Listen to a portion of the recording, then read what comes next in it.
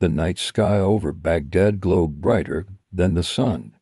Missiles streaked across the darkness as explosions echoed through a city that had stood for thousands of years. Families hid in silence. Radios whispered rumors. The world watched live on television. And in that moment, history changed forever. But this story did not begin in 2003. It began decades earlier, long before the first bomb fell. To understand the war between Iraq and the United States, we must first understand the man at the center of it all, Saddam Hussein, born in poverty in a small Iraqi village. Saddam grew up surrounded by violence and political instability.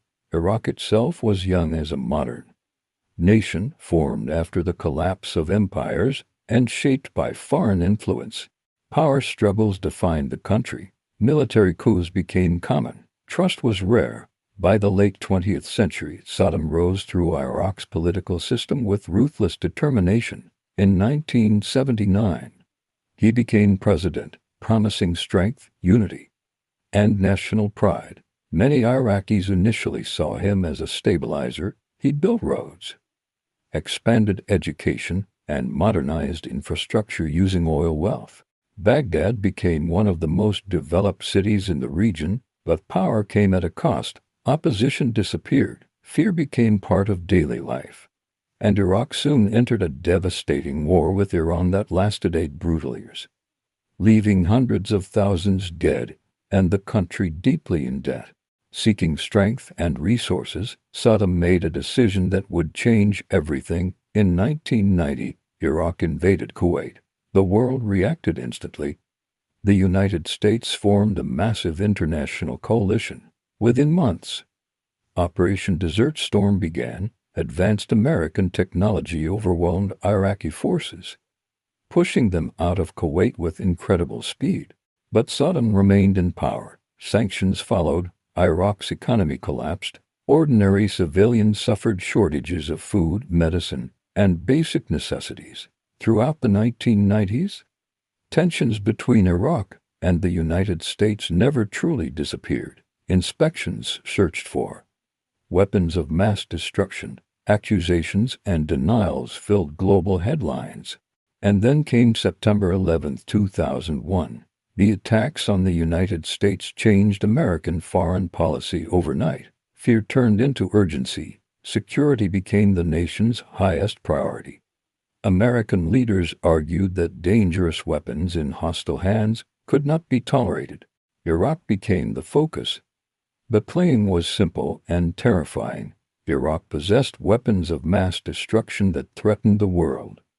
Some countries supported the claim. Others doubted it. But in March 2003, the decision was made. The United States invaded Iraq. The operation began with what became known as shock and awe, a massive bombing campaign designed to overwhelm Iraqi defenses psychologically and militarily. Within weeks, Iraqi forces collapsed. Statues of Saddam Hussein fell in Baghdad as cameras captured cheering crowds and uncertain faces. The war, many believed, was over. But the real conflict had only begun. Without the existing government structure, chaos spread quickly. Looting erupted. Institutions disappeared. Armed groups formed across the country. American soldiers suddenly found themselves not fighting an army, but an insurgency.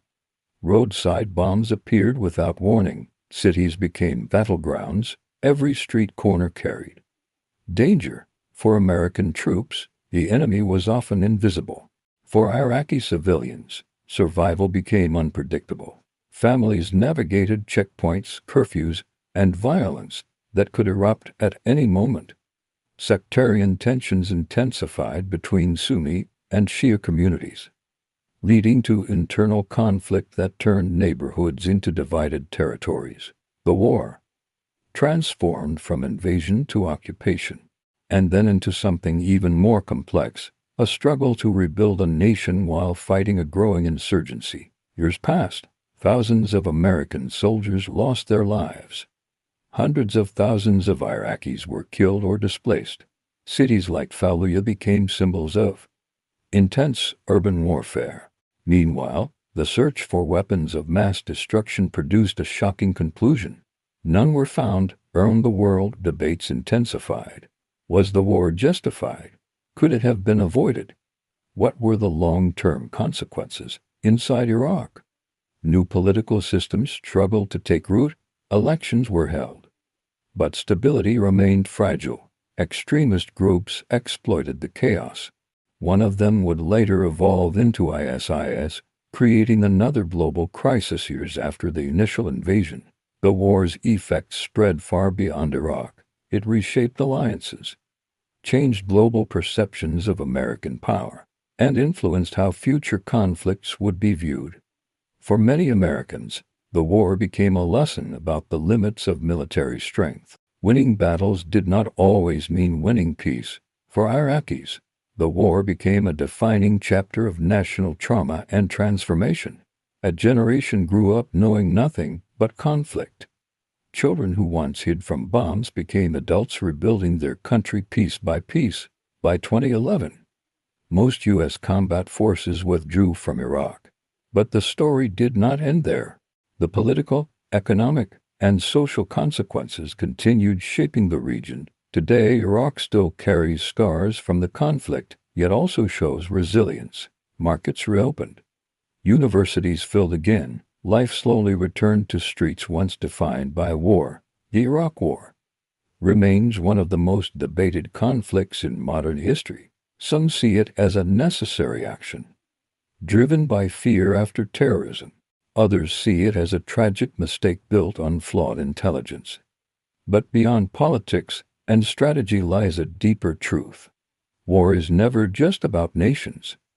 It is about people. The soldier far from home. The child waiting for peace. The families on both sides hoping simply to survive another day. When the bombs stopped falling, questions remained. What defines victory? Can a nation truly rebuild after invasion? And how does the world learn from history without repeating it?